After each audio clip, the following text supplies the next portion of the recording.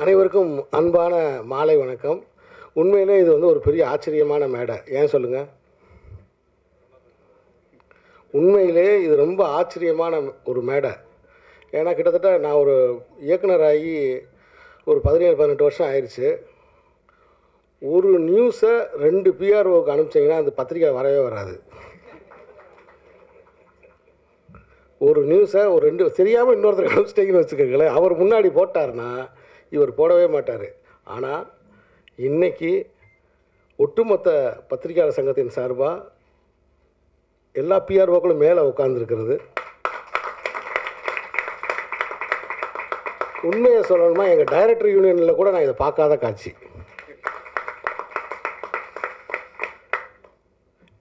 முதல்ல இந்த விழாவுக்கு என்னை அழைச்ச ஹேமந்துக்கு என்னுடைய மனப்பூர்வமான இதயபூர்வமான வாழ்த்துக்களை தெரிவிச்சுக்கிறேன். ஏன்னா 2012 வந்து ஒரு ஒரு மெலிந்த பையனா, கொஞ்சம் மெலிந்த பையனா பிஹைண்ட் வுட்ஸ்லேருந்து ஒரு தம்பி தொடர்ந்து என்னை ஃபாலோ பண்ணி ஒரு பேட்டி நானும் அவரும் என்னை எடுத்தாங்க அவங்க. அப்போ நானும் அவரை மாதிரி தான் இருந்தேன். ஆனால் இப்போ பார்க்கும்போது நானும் அவரும் சமமாக இருக்கிற மாதிரி இருக்குது. ஆனால் அவர் என்ன கொஞ்சம் ஜாஸ்தியாக இருக்காப்புல. ஸோ ஹேமந்த் எனக்கு ஃபோன் பண்ணி, சார் நான் பிஆர்ஓ ஆகிறேன் சார், நீங்கள் வந்து என்னை வாழ்த்தணும்னு சொன்னாப்புல. நான் ரொம்ப சந்தோஷப்பட்டேன். ஹேமந்த் ஃபஸ்ட்டு என்னை பேட்டி எடுத்த அந்த நாள் எனக்கு ஞாபகத்துக்கு வந்துச்சு. அடடா, நம்மளை ஃபாலோ பண்ணி நம்மளை வந்து அந்த அந்த படத்துக்காக நமக்கு வந்து நின்னாப்புலையே. அதுக்கப்புறம் தொடர்ந்து அதை பற்றி நிறைய ரிவ்யூஸ்லாம் எனக்கு போட்டாப்புல. ஸோ அதை மனசில் வச்சு, ஹேமந்த் என்ன படம் ஏது எதுவுமே எனக்கு தெரியவே தெரியாது, நான் வர்றேன் ஹேமந்த்ன்ட்டேன். நேராக கிளம்பி வந்துட்டேன். என்னோடய இதயபூர்வமான வாழ்த்துக்கள் ஹேமந்த். ஒளிமயமான எதிர்காலம் உண்டாகட்டும். என்ன காரணம் தெரியுமா உங்களுக்கு? நீங்கள் பிஆர்ஓ ஆகிற இந்த நன்னாளில், அதாவது இந்த டைகர் ட்ராகன்லாம் ஒரு பட்டங்கள்லாம் கொடுப்போம் இல்லையா, அது மாதிரி நிகில் முருகன் மேடையில் இருக்காப்புல பிஆர்ஓக்களுக்கு. அதே மாதிரி வந்து இவர் இருக்கார், நம்ம டைமண்ட் பாபு சார் இருக்கார். அப்படியே டைமண்ட் பாபு சார் இப்போ பார்க்கும்போது எனக்கு ஃபிலிம் நியூஸ் ஆனந்தன் சார் ஞாபகத்துக்கு வருது. அப்படியே கொஞ்சம் கொஞ்சமாக அவங்க அப்பாவாக மாறிக்கிட்டு இருக்காப்புல. பார்த்தீங்கன்னா தெரியும் எனக்கு. அவரை பார்க்கும்போது டக்குன்னு அப்பா ஞாபகம் எனக்கு வந்துச்சு. அதே மாதிரி மேடையில் பத்திரிகையாளர் சங்கத்திலேருந்து மேடையில் வந்து இதயபூர்வமாக வந்து உங்களை வாழ்த்தி மாலை போட்ட நம்ம சகோதரர்கள். ஸோ அப்படி இவ்வளோ பேரோட ஆசீர்வாதம், மூத்தோர்களின் ஆசீர்வாதம் உங்களுக்கு இருக்குது. அதனால் உங்களுக்கு வெற்றி உறுதி. வாழ்த்துக்கள். என்னுடைய அன்பு நண்பர், தயாரிப்பாளர், இயக்குனர் சுரேஷ் காமாட்சி அவர்கள் வந்து இந்த மேடைக்கு என் பக்கத்தில் அமர்ந்திருக்காரு. 3 அற்புதமான படைப்புகளை கையில் வச்சுருக்காரு. தமிழ் சினிமாவில் அடுத்து டாக் ஆஃப் த கோடம்பாக்கம்னா அவர் வச்சுருக்கிற படம் தான். என்னுடைய அன்பு நண்பன் ராமுடைய இயக்கத்தில் வரப்போகிற 7 கடல் 7 மலை 7 கடல் 7 கடல் 7 மலை அப்படிங்கிற படம். அப்புறம் அண்ணன் பாலா அவர்களுடைய திரைப்படம். அதுக்கப்புறம் வந்து ராஜா கிளி. இப்படி 3 படங்கள் வந்து அடுத்தடுத்து வரப்போகுது. நாட் ஓன்லி சைலண்ட் மூவி, சின்ன படம் எடுக்கிற எல்லாரையும் ஆதரிக்கக்கூடிய ஒரு தயாரிப்பாளர்.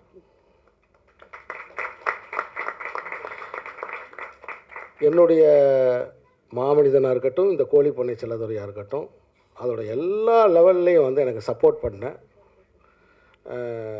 ஒரு ப்ரொடியூசர். சின்ன படம்ல, பெரிய படம்ல, ஒரு ஆரோக்கியமான படத்துக்கு, ஆரோக்கியமான முன்னெடுப்புக்கு, இன்றைக்கி குரல் கொடுக்கறதுக்கு, அதுக்காக ஃபைட் பண்ணுறதுக்கு இருக்கக்கூடிய ஒரு ப்ரொடியூசராக என்னுடைய சகோதரர் சுரேஷ் காமாட்சியை நான் பார்க்குறதுல எனக்கு ரொம்ப பெருமையாகவும் இருக்குது, சந்தோஷமாகவும் இருக்குது.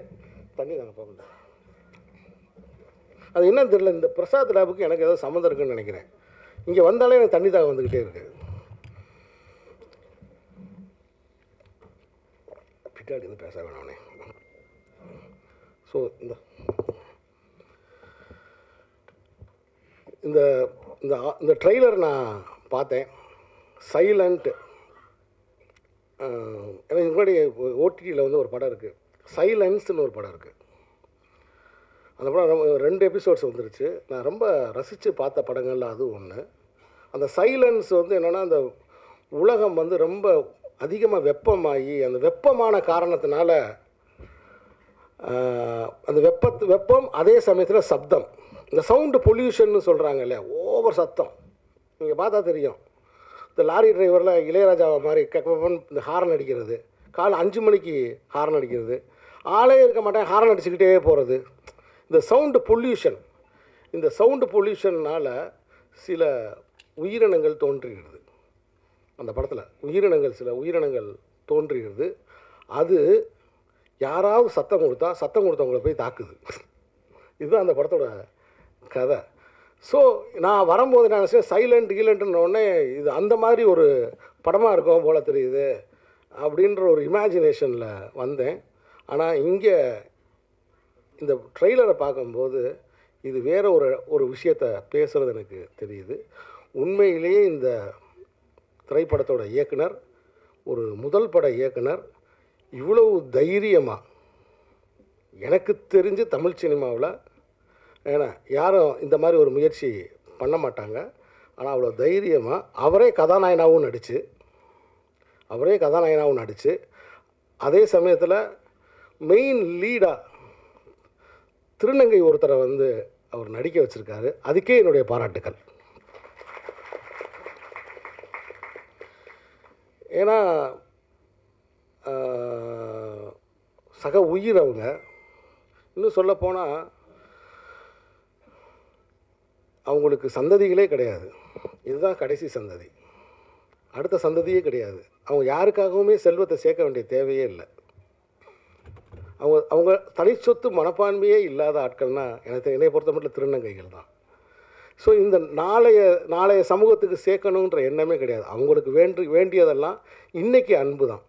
தொடர்ந்து என்னுடைய படங்களில் தர்மதுரை ஆகட்டும், தொடர்ந்து என்னுடைய படங்களில் திருநங்கைகள் சம்மந்தமான ஒரு சிறு பதிவை நான் வச்சுக்கிட்டே இருப்பேன். இந்த கோழிப்பண்ணை செல்லதுறையில் கூட கதைக்கு சம்மந்தம் இல்லாட்டினாலும் சரி, ஒரு இடத்துல ஒரு டிரான்ஸ்ஜெண்டர் ஒரு சாங் ஒன்று, குத்து சாங் ஒன்று வைப்போம் அப்படின்னு வரும்போது, சரி ஒரு ஆரோக்கியமான குத்து சாங்காக வைப்போமே அப்படின்னு டிரான்ஸ்ஜெண்டர்ஸ் அவங்க வாழ்க்கை பிரச்சனையை பற்றி வர்ற மாதிரி ஒரு பாட்டு கூட நான் வச்சுருப்பேன். அந்த மாதிரி இந்த படத்துலேயும் ஒரு பாட்டு தன்னோட வலிகளை வேதனைகளை ரொம்ப மாடர்னாக, நான் வச்சது ஆண்டிப்பட்டி பாட்டு, இவங்க ரொம்ப மாடர்னாக அழகாக இதில் ப்ரெசென்ட் பண்ணியிருக்காங்க. இந்த படத்தோட ஒளிப்பதிவாளருக்கு என்னுடைய பாராட்டுக்கள். ரொம்ப சிறப்பாக பண்ணியிருக்காரு. ட்ரெய்லரை பார்க்கும்போது டீசரை பார்க்கும்போது எனக்கு அதுதான் தெரிஞ்சிச்சு. ஸோ இந்த படக்குழுவுக்கு என்னுடைய பாராட்டுக்களை நான் தெரிவிச்சுக்கிறேன். அப்புறம் தொடர்ந்து என்கிட்ட இப்போ வரும்போதே என்கிட்ட 2-3 பேர் கேட்டாங்க, ஏன்னா நல்லா இருக்கீங்களா சார், அண்ணே நீங்கள் அன்றைக்கி பேசுனது ரொம்ப சிறப்பாக இருந்துச்சுண்ணே, நல்லா இருந்துச்சு, இன்றைக்கி இந்த மேட்ரை பேசுங்கண்ணே அப்படின்னாங்க.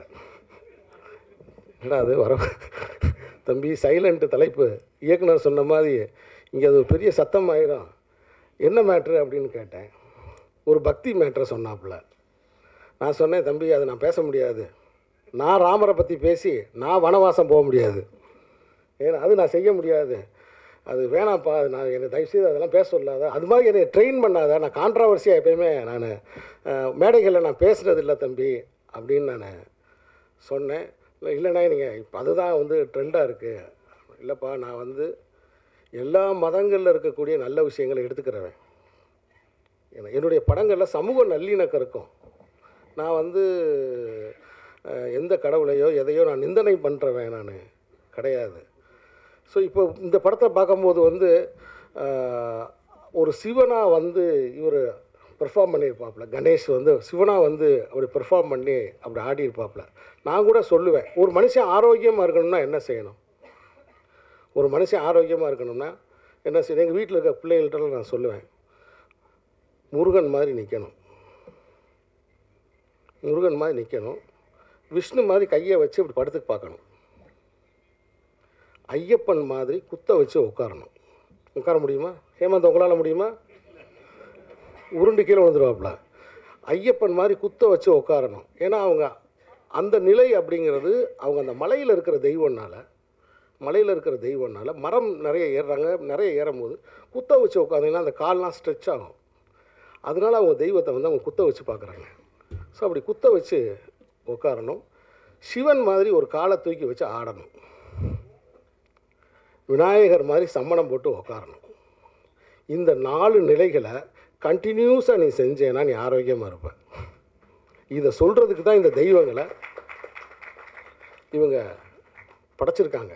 ஸோ அதனால் இந்த எல்லா மதங்களையும் நான் அதில் எல்லா மதங்களும் இருக்கக்கூடிய நல்ல கருத்துக்களை நான் எடுத்துக்கிறவன், நல்ல கருத்துக்களை எடுத்துக்கிறவன். என்னுடைய படங்களில் எல்லோரும் ஒற்றுமையாக இருக்கணுன்ற சமூக நல்லிணக்கத்தை வலியுறுத்தக்கூடியவன். அதனால் தயவுசெய்து இந்த சிக்கலில் மட்டும் என்னை மாட்டி விடாதப்பா, நான் பேச மாட்டேன் அப்படின்னு. இல்லைண்ணே, அந்த விமர்சனத்தை பற்றி ஒன்று பேசுனீங்க இல்லைண்ணே, அதுதான் முடிஞ்சு போச்சேப்பா, அதை பற்றி இந்த மறுபடியும் என்னப்பா பேசணும் அப்படின்னு கேட்டேன். இல்லைண்ணே, தயவுசெய்து அதை பற்றி இன்னும் 2 வார்த்தை சொல்லுங்கண்ணே. இங்கே பாரு, நான் சின்ன வயசாக இருந்தது நான் சின்ன வயசாக இருக்கும்போது இந்த வேலையை வச்சுருவேன். நான் சின்ன வயசாக இருக்கும்போது இருந்து விமர்சனத்தை பார்த்துட்டு தேட்டருக்கு போகவே மாட்டேன். குறிப்பாக சினிமாவுக்குள்ளே நான் வரணும்னு முடிவு பண்ண பிறகு, சினிமாவுக்குள்ளே வரணும்னு முடிவு பண்ணும்போது, நான் சொல்கிறது 90s, இந்த 94, 93 அந்த டயத்தில் தேட்டருக்கு நான் போகும்போது வந்து யார் சொல்கிற விமர்சனத்தையும் நான் கேட்க மாட்டேன், யார் சொல்கிற விமர்சனத்தையும் கேட்க மாட்டேன். அதே மாதிரி எங்களை வந்து பத்திரிகைகள் வந்து அப்போ ஆனந்த விகடன், குமுதம், கல்கி, கல்கண்டு, அமுத சுரபி, இப்படி யுனெஸ்கோ கூரியர் வரைக்கும் எல்லா பத்திரிகையும் நான் படிச்சிருவேன். நூலகத்துக்கு போய் சாவி, இப்படி எல்லா பத்திரிகையும், அப்போ எல்லா பத்திரிகையில் இருக்கிற விமர்சனமும் நான் படிப்பேன். ஆனால் அப்போ அந்த விமர்சனம்லாம் 1 நாள் 2 நாளில் வரும். ஆனால் எந்த விமர்சனத்தையும் நான் படிச்சுட்டு தேட்டருக்கு போக மாட்டேன். ஆனால் தேட்டரில் போய் படம் பார்த்துட்டு வந்து எல்லா விமர்சனத்தையும் படிப்பேன், எல்லா விமர்சனத்தையும் படிப்பேன். அப்போ என்னென்னா, இந்த படத்தை பற்றி நம்ம நினைக்கிறது சரியா, இந்த படத்தில் என்னென்ன குறைகள் இருக்குது, நம்ம என்ன நினச்சோம், அது எல்லாமே சரியா அப்படின்னு நான் பார்ப்பேன். நான் பில் அடிச்சுக்கிட்டே இருக்க பாருங்களேன், நான் ஓடி போய் எடுத்துடுவேன் போல தெரியுது. சரியா அப்படின்னு ஒரு பயிற்சிக்காக திரும்ப நான் படித்து பார்ப்பேன். இப்படி தான் ஒரு படத்தை என்னோடய ரூம்மேட்டு சென்னையில் இருக்கும்போது அந்த படம் நல்லா இல்லைன்னு சொல்லிட்டாங்க. முத்துன்னு ஒரு படம், ரஜினி சார் நடித்த அந்த முத்து படத்தை அவருக்கு பிடிக்கல போல தெரியுது. இந்த படம் நல்லா இல்லைன்னு சொல்லிட்டாப்புல. நான் அதனாலே ஒரு 2 நாள் கழித்து போவேன்ட்டு அப்படியே விட்டுட்டேன். உட்கார முடியாத தலைவா அப்படின்னு என்கிட்ட சொல்லிட்டாப்புல. அப்படி சொல்கிறாப்புலன்ட்டு. அதுக்கப்புறம் பார்த்தா அந்த படம் பயங்கரமாக ஹிட் ஆகுது. நான் தேட்டருக்கு போகிறேன், அந்த படம் பிளாக் பஸ்டர் ஆகுது. அங்கே மட்டும் பிளாக் பஸ்டர் ஆகலை, தெற்காசிய நாடுகள் ஃபுல்லாக அந்த படம் பயங்கர ஹிட் ஆகுது, ஜப்பானில் எல்லாத்துலேயும். என்ன காரணம்னா, தம்ம மதத்தில் இருக்கக்கூடிய புத்தரோட கருத்துக்கள் எல்லாம் அந்த படத்தில் இருக்குது. ரஜினி சார் பேசுகிறார், ஒருவன் முதலாளி, உலகில் மற்றவன் தொழிலாளி, இந்த மாதிரி கருத்துக்கள்லாம் அதில் பேசுகிறாரு. அந்த படம் எனக்கு ரொம்ப பிடிச்சிருந்துச்சு. அப்போ முடிவு பண்ணேன், ரூம்மேட்டை கேட்டு சினிமாவுக்கு போகக்கூடாதுன்னு. ரூம்மேட்டை கேட்டு சினிமாவுக்கு போகக்கூடாது அப்படின்னு நான் முடிவு பண்ணேன். ஆனால் அப்பையும் சரி இப்பையும் சரி, நான் படம் பார்த்துட்டு வந்துட்டு ஒரு 10-15 விமர்சகர்களுடைய விமர்சனங்களை எடுத்து அவங்க என்ன சொல்கிறாங்கன்னு பார்ப்பேன். என்ன சொல்கிறாங்கன்னு அப்படி பார்க்கும்போது, நம்ம பார்க்காத கோணத்தில் இந்த விமர்சகர் பார்த்துருக்காருன்னு ஆச்சரியப்படுவேன். இது என்னுடைய பழக்கம், இது நான் நடைமுறையில் வச்சுருக்கிற பழக்கம். மற்றபடி சிறு படங்களுக்கு இப்போ நான் உங்கள் முன்னாடி நிற்கிறேன்னா, சிறு படங்களை, பெரிய படங்களை பற்றி எனக்கு தெரியாது. ஏன்னா பெரிய படங்கள் பெரும்பான்மை வியாபாரத்தில் வந்து கரையேறி வந்து நின்றும், தேட்டரில் வந்து கரையேறி வந்து நின்றோம். அவ்வளோ விளம்பரம் பண்ணுவாங்க, போஸ்டர் விட்டுவாங்க, எல்லாமே செய்வாங்க. ஆனால் சிறு படங்களுக்கு கைப்பிடிச்சு மக்களுக்கு அடையாளம் காட்டினதுன்றது பத்திரிகையாளர்கள் தான், விமர்சனங்கள் தான். அப்போ சிறு படங்களுக்கு இன்றைக்கு தேவை வந்து ஆரோக்கியமான விமர்சனங்களும் வழிகாட்டுறதும் தான்ன்றது என்னுடைய தாழ்மையான கருத்து.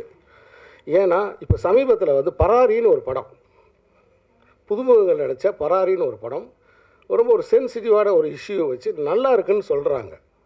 ஆனால் அந்த வாசலில் வச்சு அந்த ஆடியன்ஸ் ரிவ்யூ கேட்பீங்க இல்லையா, அந்த மாதிரி ரிவ்யூஸ்லாம் நிறைய வராதனால அந்த படம் தேட்டருக்கு வந்திருக்கானே தெரியாமல் போயிடுச்சு. அதனால் என்னுடைய தயாரிப்பாளர் சங்கத்தோட தொடர்பில் இருக்க சுரேஷ் காமாட்சி அவர்கள் மேடையில் இருக்கார். ஒரு இயக்குனராக நான் கேட்டுக்கிறது, சில கட்டுப்பாடுகளோட, ஏன்னா அவங்களுக்கும் நிறைய பொறுப்பு இருக்குது, சில கட்டுப்பாடுகளோட தயவு செய்து தியேட்டர் வாசலில் ரிவ்யூ பண்ணுவதற்கு அனுமதிங்க.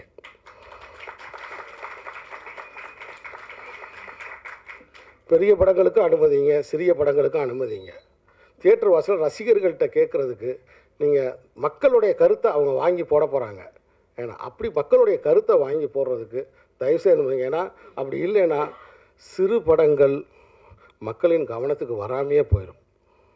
அந்த படத்தில் என்ன நல்லது இருக்குது என்னது இருக்குன்றதை கொஞ்சம் உரத்து, எப்படி என்னுடைய தென்மையர் பருவக்காட்டெலாம் சின்ன படம் தான், இந்த கோழிப்பண்ணை செல்லத்துறையெல்லாம் சின்ன படம் தான். இந்த படங்கள்லாம் நீங்கள் எப்படி குரல் கொடுத்தீங்க? நீங்கள் குரல் கொடுத்தனால தான் அந்த படம் இன்றைக்கி 25 லட்சம் பேர் பார்த்துருக்காங்க ஓடிடியில். அவ்வளோ மக்களுக்கு போய் அது ரீச் ஆகிருக்கு. இப்போ என்கிட்ட கூட கேட்டாங்க, நீங்கள் அடுத்து என்ன பண்ண போகிறீங்க அப்படின்னு கேட்டாங்க. அடுத்து நான் ப்ரொமோஷன் பண்ண போகிறேன்னு.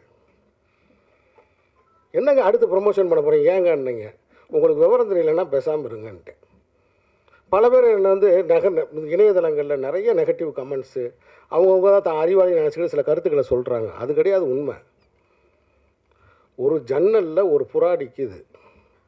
அந்த புறாவை எத்தனை பேர் பார்க்க போகிறாங்க, எத்தனை பேர் பார்த்தா எவ்வளோ ரூபா வரப்போகுதுன்றதான் பாயிண்ட்டு. அப்போ நான் ஊரையே கூட்டி அந்த புறாவை பார்க்க வைக்கிறது தானே அந்த புறாவை வளர்க்குறவனோட வேலை. அதுதான் அந்த படைப்புக்கு நான் செய்கிற தர்மம். அதை தான் இப்போ நான் செஞ்சுக்கிட்டு இருக்கேன். ஒரு வியூ பார்த்தா இவ்வளோ ரூபான்னு சொல்லிட்டாங்க. அதெல்லாம் இங்கே சொல்ல விரும்புகிறேன் நான். ஒரு வியூ பார்த்தா இவ்வளோ ரூபான்னு சொல்லிட்டாங்க. அப்போ 1 கோடி பேர் பார்த்தா 7 கோடி தமிழர்கள் இருக்காங்க. அப்போ சீனு ராமசாமி தர்மதுரை எடுத்திருக்கான், மாமனிதன் எடுத்திருக்கான், தொடர்ந்து நல்ல படத்துக்காக அறம் சார்ந்த படத்துக்காக நின்றுருக்கான். அவன் என்னடா சொல்லியிருக்கான் அப்படின்னு சொல்லி 1 கோடி தமிழர்கள் அந்த அமேசான் ஓடிடியை ஓப்பன் பண்ணி பார்க்க மாட்டாங்களா? அப்போ என்னுடைய வேலை என்னென்னா, இந்த படம் இங்கே இருக்குன்ற அவங்களுடைய கவனத்துக்கு கொண்டு போகிறது தான். அப்படி கொண்டு போனாலே போதும். ஷேர் இட்ன்ற பேசிஸ்லாம் நம்ம கொடுத்துருக்கோம். அதனால தான் தொடர்ந்து நான் வந்து எல்லாத்துலேயும் போட்டுக்கிட்டே இருக்கேன். இந்த படத்தை பாருங்கள் பாருங்கள் பாருங்கன்னு சொல்லி போட்டுக்கிட்டே இருக்கேன். ஒருத்தர் முகநூலில் கீழே கமெண்ட் போட்டிருக்காரு. நான் ஒரு அமௌண்ட்டு போட்டிருந்தேன். அப்போ இன்றைக்கி ராத்திரி உங்களுக்கு அந்த ரூபாய் உங்களுக்கு வந்துரும்னு போட்டிருக்காரு. அப்போ ஓப்பன் பண்ணி பார்ப்பாருன்னு அர்த்தம். ஓப்பன் பண்ணி பார்ப்பாருன்னு அர்த்தம். அதனால் சைலண்ட் மூவிஸ் உலகமெங்கும் நீங்கள் பேசப்படுவீங்க. ஏன்னா இந்த மாதிரி கண்டென்ட்டுகளுக்கு தான் இன்றைக்கி பெரிய வரவேற்பு இருக்குது. உலகமெங்கும் நீங்கள் பேசப்படுவீங்க அப்படின்னு நான் ரொம்ப ஆழமாக நம்புகிறேன், வாழ்த்துறேன்.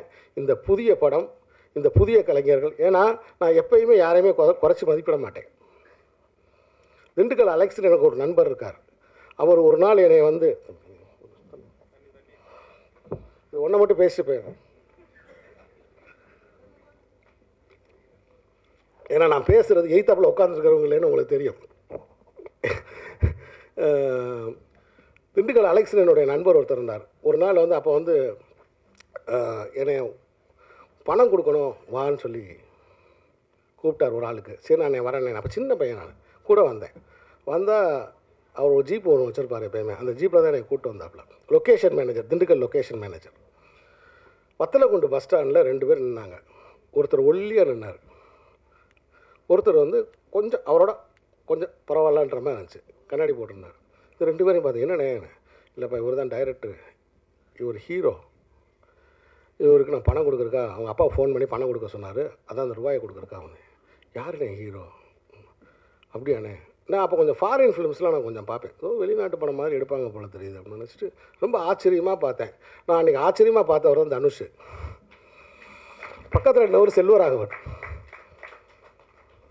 அன்றைக்கி பக்கத்தில் இன்னொரு செல்வராகவன். இது தனுஷ் அவர்கள்ட்டே நேரில் பார்க்க போய் நான் சொன்னேன். ஸோ அப்போ திண்டுக்கல் அலெக்ஸ் வந்து கஸ்தூராஜா சார் பசங்க அப்படின்னு சொல்லி பணம் கொடுத்துட்டு அவங்க வாங்கிட்டு ஒரு கார் எடுத்துகிட்டு மேலே அப்படி போயிட்டாங்க. ஸோ ஆனால் இன்றைக்கி ஒரு நடிப்பு அரசனா அவர் சாதித்த சாதனைகள் எவ்வளோ, அது மாதிரி தான் முதல்ல முளைக்கும் போது யாரையுமே இந்த உலகத்தில் இருக்கக்கூடிய யாரையுமே நான் குறைவாக நினச்சதில்லை. இந்த ஒரு டைரக்ஷன் பண்ணி ஒரு திருநங்கையாக நடித்து இந்த படத்தில் நீங்கள் வந்து ஒரு ஒரு திரைக்கதை வசனம் இன்னொருத்தர்கிட்ட வாங்கி அவர் பாடல்களை நீங்கள் பயன்படுத்தி ஒரு ஃபிலிமை நீங்கள் கொண்டு வந்திருக்கீங்க அப்படின்னா அதுவே மிகப்பெரிய சாதனை. உங்களுக்கு ஒளிமயமான எதிர்காலம் உண்டாகட்டும்னு நான் வாழ்த்துறேன். ஸோ இவ்வளோ நேரம் என்னுடைய உரையை பொறுமையாக கேட்ட உங்களுக்கு என்னுடைய அன்பு வணக்கம். தயவு செய்து 2 வரியை மட்டும் கட் பண்ணி போட்டு என் கதையை முடித்து விட வேண்டாம் என்று மிக தாழ்மையுடன் கேட்டுக்கொள்கிறேன். அதாவது ஒன்றும் இல்லைங்க, என் படத்தை பற்றி ஒரு இதை கமெண்ட் போடுறேங்க. எனக்கு இப்போ தான் பயங்கரமான அனுபவம்லாம் உண்டாகுது. போட்ட உடனே கீழே வந்து ஒருத்தன் ஒரு கெட்ட வார்த்தையில் இதெல்லாம் ஒரு படமா அப்படின்னு கேட்டு டப்புன்னு கமெண்ட் போட்டாங்க. போட்ட 2வது நிமிஷம் போட்டாங்க. போட்ட உடனே நான் அதை எடுத்து பார்த்தேங்க. இந்த பயலை நம்ம எங்கேயோ பார்த்துருக்கோமேடா, இவனை எங்கேயோ நம்ம பார்த்துருக்கோமே, இவன் பேர் எங்கேயோ கேள்விப்பட்டிருக்கோம். ஏன்னா அவனை உத்து பார்க்குறேன். எனக்கு ஞாபகம் வந்துச்சு கொரியர் ஆஃபீஸு. ஒரு கொரியர் ஆஃபீஸில் இந்த ஒரு பையனை நம்ம பார்த்தோமா ஞாபகம். வடபழனிக்கு நேராக வந்து டிரைவர் இல்லை, பைக் எடுத்துக்கிட்டு நேராக வந்துட்டேன். 11 மணி ஞாயிற்றுக்கிழமை வந்தால் அன்றைக்கி கொரியர் ஆஃபீஸை அவங்க திறந்துருக்காங்க, வேலை செஞ்சுக்கிட்டு இருக்காங்க. இந்த பையன் உட்காந்துருந்தான். ஏடா தம்பி வாங்க வாங்க அப்படின்னா, அம்மா எதுக்கு நான் இப்படி கமெண்ட் போட்டேன் அப்படின்னு நினச்சேன். இதுவாண்ணா, இது என்னண்ணா அது? ஓ, இது உங்கள் படமாண்ணா? ஆமாடா, என் படம் தான்டா. ஏன் இந்த கமெண்ட்டை போட்ட நீ? மொக்கேன்னு போட்டிருக்கிய, இதெல்லாம் ஒரு படமானு போட்டிருக்கிய, ஏன் இந்த இதை போட்டடான்னு நான் கேட்டேன். உடனே அண்ணா சாரிண்ணா, நான் அந்த படம் இன்னும் பார்க்கலண்ணா அப்படின்னா. சரிடா, பார்க்கல ரைட்டு, பார்க்காத படத்தை எப்பறம் நீ மொக்கேன்னு போடுவேன்னு கேட்டேன். இல்லைண்ணா, என் ஃப்ரெண்டு எஃபியில் எழுதியிருந்தாண்ணா. யாரா அவன் ஃப்ரெண்டுன்னு பேசிக்கிட்டு போய் என் ஃப்ரெண்டு வந்துட்டான். ஏன்னா அன்றைக்கி 12 மணி வரைக்கும் தான் கடையை மூட்டிட்டு கூப்பிட்டு போகிறதுக்கு என் ஃப்ரெண்டு வந்துட்டான். அவனை பிடிச்சிட்டேன். அவன் என்ன சொல்கிறான், நானும் இன்னும் படம் பார்க்கலண்ணா, நான் வந்து இன்னொருத்தனோட இதை வந்து ஸ்டேட்டஸை நான் ஷேர் பண்ணியிருந்தேன், அதை இவன் பார்த்துருக்கான், அதனால தானே நாங்கள் போட்டோம். சாரிண்ணா, நாங்கள் டெலீட் பண்ணிடுறோண்ணா. நீ டெலீட் பண்ண வேண்டிய தேவையில்லை, நான் பிளாக் பண்ணிட்டேன். சரியா? தயவுசெய்து இனிமேல் படத்தை பார்த்துட்டு அதை பற்றி கருத்து போடுங்கடா, இல்லைன்னா உங்களோட கொரியருக்கே நான் வரமாட்டேன் அப்படின்னு. சரிங்கண்ணா. சரி, இதாவது பரவாயில்லண்ணா. இன்னொரு பயங்கரமான அனுபவம் எனக்கு. நான் தானே கவிதைகள் அப்பப்போ போட்டுக்கிட்டே இருப்பேன் எஃபியில். போட்ட உடனே நைஸ், வெரி குட் அப்படின்னு ஒருத்தன் போட்டுக்கிட்டே இருப்பேன். சரின்னு பார்த்துட்டு விட்டுட்டேன். அப்புறம் ஒரு நாள் வந்து இந்த சங்கீதாவில் சாப்பிட்றதுக்காக உட்காந்துருக்கும் போது ஒருத்தர் வந்தாப்புல வந்து, good morning sir. Good morning sir, நான் வந்து உங்களை எஃபியில் ஃபாலோ பண்ணுறேன் சார். அப்படிங்களா? ஆமாம் சார், இந்த பாருங்கள் சார் அவனுக்கு காமிச்சா இவர் தான் இந்த நைஸ் ஓகேன்னு போட்டுருக்கேன் கவிதைக்கு. ஆனால் அவர் ஃபேஸை பார்த்தா நார்த் இந்தியனாக இருக்காப்புல. மகாராஷ்டிராவில் வந்து இங்கே சூப்பர் ஸ்டார் ஆகணும்னு வந்திருக்காப்புல. சொல்கிறது புரியுதா உங்களுக்கு? அங்கேருந்து வந்து ரஜினி சாரை இன்ஸ்பிரேஷனாக எடுத்துக்கிட்டு அங்கேருந்து இங்கே வந்திருக்காப்புல. ஏன்னா என் கையை காமிச்சு நைஸ் ஓகேன்னு. நான் கேட்டேங்க, வா இந்த கவிதையை நீ படிச்சியான்னு கேட்டேன். இது உனக்கு தமிழ் படிக்க தெரியுமான்னு கேட்டேன். இல்லை சார், எனக்கு படிக்க தெரியாது சார். அப்புறம் ஏன் நைஸ் நைஸ்ன்னு போடுறேன்னு கேட்டேன். இல்லை சார், உங்களை சப்போர்ட் பண்ணலான்னு நினச்சேன் சார். என்னை எதுக்கே என் கவிதையே படிக்காமல் என்னை எதுக்கே நீ சப்போர்ட் பண்ணணுங்கிறான். இல்லை சார், நீங்கள் தான் விஜய் சேதுபதினு சொன்னாங்க. இதெல்லாம் உங்கள்கிட்ட காமிச்சு உங்கள் ஆஃபீஸில் வந்து பார்த்து ஒரு சான்ஸ் கேட்கலான்னு நினச்சேன். சரி, எந்த ஊரியா நீங்கள்? பூனே சார். இனிமேல் என் ஆஃபீஸுக்கு வா, ஆடிஷன் நடக்காமல் வந்து பாரு, ஆனால் வந்து நைஸுன்னு மட்டும் என் கவிதைக்கு போடாத அப்படின்னு சொல்லிட்டு. இப்படி இணையதளத்தில் இந்த மாதிரி சமாச்சாரங்கள்லாம் நடந்துக்கிட்டு இருக்குது. ஸோ மகிழ்ச்சி. சைலண்ட் குழுவினர்களுடைய வாழ்த்துக்கள். இந்த படத்தை மக்கள் மன்றத்துக்கு கொண்டு செல்லுங்கள். பத்திரிகை நண்பர்களே, மீண்டும் சந்திப்போம். வணக்கம்.